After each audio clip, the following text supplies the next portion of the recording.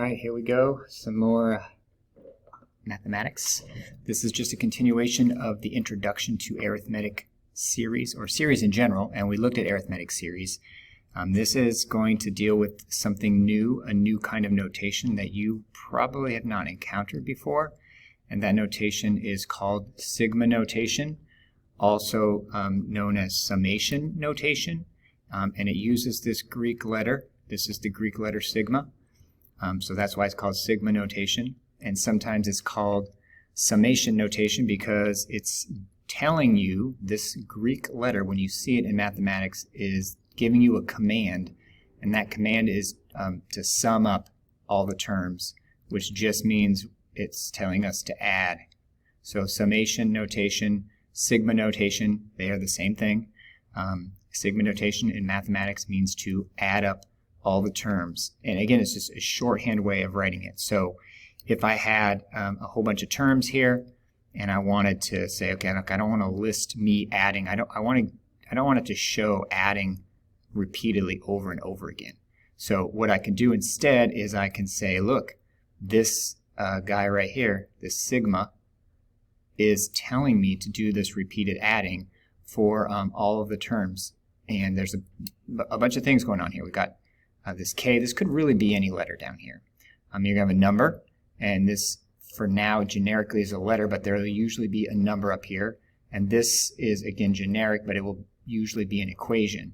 So the pieces are, this is your index, and this starting is going to be what you plug in first, or what we're going to call our first term.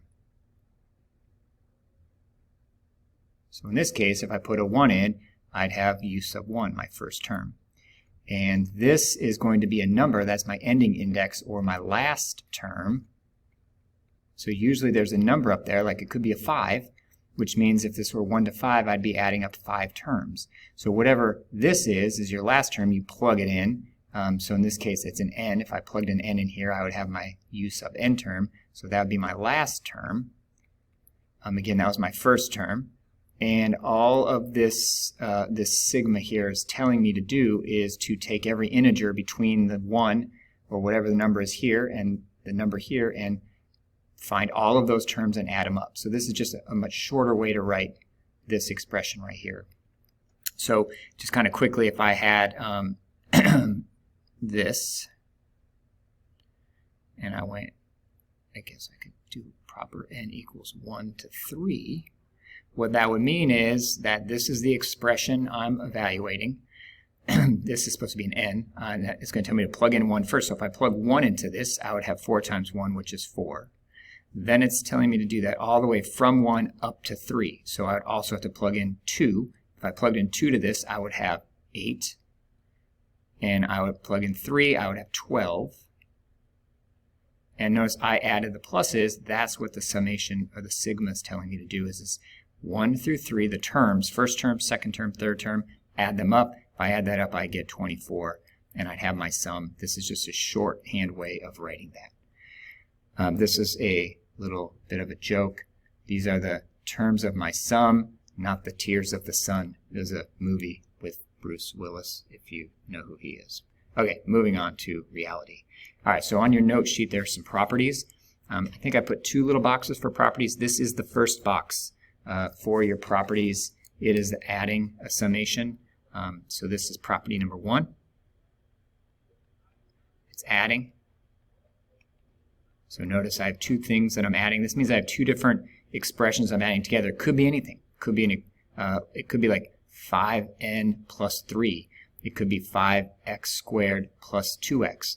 If I'm adding or subtracting, what I can do with the summation, if I wanted, is I could figure out each piece separately. So I could calculate this one, get a value, calculate this piece separately, get a value, and then add at the end. So I could add the 2 pieces together if I wanted to. And I'm going to show you an example of it. You don't have to. It's just a property that works. So your second property, this is property number 2, and there's really 2 pieces to it. I think on your note sheet I called it constant term with the summation. So if I have a constant term here, I'm allowed to drag that out. So, for example, if I had a summation of n equals 1 to 3 of 4n, which I just did a second ago, I could do what I did on the prior example, or I could say, well, that's the same as putting that 4 out in front and then summing up from 1 to 3 of just n. And I could, if I wanted to, just calculate this piece, which would be 1 plus 2 plus 3, which is a little bit easier. 3, 4, 5, 6, that equals 6. And then at the end, multiply by that 4 that's out in front. So I would get 24. So it's not a requirement, but it is a property. And then this is a special one, also dealing with the constant. Notice that this c is a constant, which means I'm actually summing up, for example, n equals 1, 2, 3 of just the number, we'll just say 2. There's no letters, there's no variables in here. So this is a property specially designed for this, which means what I really am doing is my first term is 2, my second term is 2, and my third term is 2. So I would have 2 plus 2 plus 2, which is 6. Because there's no variable, this is never changing. It's constantly 2. So first term is 2. There's nothing to plug in. There's nothing to plug in 2 or 3, so it's just always 2. And so what this property is saying is if this is constant, I can take that constant and multiply it by however many terms I'm going to do. So notice I have 3 2's. That's adding 2 3 times is the same as taking 2 times 3, and I get 6. So it's, again, just you don't have to do it that way. You can do them longhand if you want, but it's an option. All right, so this I'm going to show you this 2 ways. The first way is if I just look at it as it is and plug stuff in and go, and then I'm going to use those properties to kind of look at it. So this means I need to sum up. This is my little equation I'm going to sum up, and I'm going to start by plugging in 1, and I'm going to plug numbers from 1 through 7 into k. So that means I'm in 7 terms. And then I'm going to add all 7 of those terms up. So this means if I plugged 1 in that, I'm going to use parentheses so you kind of see them. That would be my first term. Then I would plug 2, second term. I would plug 3, third term. I would plug in 4. Now I'm becoming repetitive. And I'm hoping I'm going to run a little bit out of room down here, but it won't be too bad, because I'll just write it underneath. So plugging in 1 to this would give me first term. I plug in 2, there's my second term, all the way up to the last 7, which is right here. And again, the summation just is telling me after I get all 7 terms, I need to add them all up. So the pluses are in the middle. So really this is equal to, because I'm going to do each piece separately, so the first term would have actually been 2, second term 3, third term 4, 5, 6, 7, 8. And then if I add those all up, I can look at it in terms of there's 10, 20, 30, 5. So I just did it. Instead of punching in the calculator, I kind of did it shorthand. Now I'm going to use the two of the properties we talked about. So I could, because I'm adding here, I could look at this as the summation from 1 to 7 of k plus the summation from 1 to 7 of 1. So notice that this has a plus sign, so I've broken it into 2 separate summations. So this means I'm just going to plug in 1 through 7. It's a pretty easy little formula there. My formula is just k. So this part right here, this first part, would just be 1 plus 2 plus 3 plus 4 plus 5 plus 6 plus 7. There's 7 terms. Each term is just the value because there's nothing going on to my variable. And so that's the left part. If I were to do the right part of this, that's a constant. So I could add 1 to itself 7 times because the first term of this is just 1, but it's always 1. So the second term is 1. The third term would be 1. So I could, I'm going to put a big plus sign in here because that's going to represent this right here. I could just say, well, I got 1 and I've got it 7 times. So that's that constant property that I'm allowed to take whatever term this is times however many there are. And I should, if I do this right, I should still get 35. So if I add all these up, 6, 10, 15, 21, 28 for the first bit here, that's just this piece. plus the big plus sign because I broke it into two parts. 1 times 7 is 7. 28 plus 7 is 35. So that's another way to do it. I'm going to now show you a third way, and that is with your calculator. And hopefully you guys have your calculator. This is one where if this question were on a part of the test that had a graphing calculator, I would hope you would do it this way because it's way faster.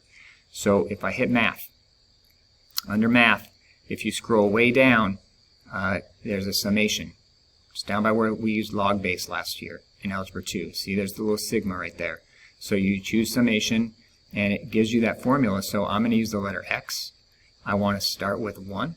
I'm going to go up to 7, and I'm going to use the example, which I believe was, I got to move this because I cannot remember now. Example 4 was k plus 1, so I'm going to use an x plus 1, and now when I hit enter, there's my answer, 35. So you plug in exactly like it looks on the equation, and you get your answer. All right, you are going to pause this video, and you're going to try one right now. 1 over 2 to the x, and you're going to plug in 1, then 2, then 3, etc. No properties here because this is like a rational one, but go. All right, hopefully you completed this and you were able to, and if so, this is what you should have gotten for an answer. Boom. If I plug in 1, I get 2. If I put in 2 down there, I get 2 squared, which is 4. 2 cubed, 2 to the 4th, 2 to the 5th. If I get a common denominator and add them all up, I get 31 over 32. All right, so obviously this is the wrong number up here. Don't know what's going on with those numbers, but here we're going to try another example with sigma notation. And again, it's asked me to evaluate from 1 to 40. Now, there's a couple ways to do this. This is a pretty big ending index up here, so you could plug in 1 and find what that equals, plug in 2, find what that equals, etc. But what I'm going to notice is this is an equation of a line. This is a linear equation. That means this is arithmetic. All right? Any equation of a line is an arithmetic sequence. It means it increases by the same amount, adding or subtracting each time. So that means I can use my formula from earlier in our notes. I want to sum up the first 40 terms of an arithmetic sequence. So if I recognize that, that formula was n over 2, first term plus the last term. And I'm sort of cheating here because I know my first term is going to be a plug-in 1. I'm through 40, so that would be a 40. It would be my last term. I actually know this is 40 also, so because that's what n equals. So to get the first term, I just plug 1 in there. So first term is going to be, if I plug in a 1, I get 2 minus 3, that's negative 1. And if I want to find out the 40th term, the last term, I plug 40 in that. So if I put a 40 in there, I get 80 minus 3, which is 77. So now I know everything I need using the formula from earlier in the notes and simplifying summation notation. So that would be 20, negative 1 plus 77, 20 times 76. I would use my calculator on that, which I think I did, and I got 1520. Now again, you could use your calculator like I showed you a minute ago and pull up math and go down to summation, put in the 1, x equals 1, the 40, and 2x minus 3, and you should be able to get this answer, so it's a good way to check it. I want you to be able to do it both ways. So the next one I want you to try by hand, recognizing that it's arithmetic. Again, any equation of a line, you can use this, jump to this formula. This is how an equation to easily, quickly sum up an arithmetic sequence, arithmetic series. So this is arithmetic because this is an equation of a line. It's kind of written backwards, but that would be your slope, that would be your intercept. And so it's linear, so I know it's arithmetic. So pause it and try it using the formula from the earlier notes, and then also check it with your calculator. So pause. Okay, pause is done. We're out of time anyway. This is what you should have gotten for an answer, 2182.5. And again, I do want you to be able to kind of see the process. This is using that other formula that we talked about, because maybe I didn't want to plug 45 in here to get my last term because there's a fraction, so I can use that other summation formula from our notes where 2 times the first term and minus 1 times the difference, ended up with a decimal anyway. There's no way around it. But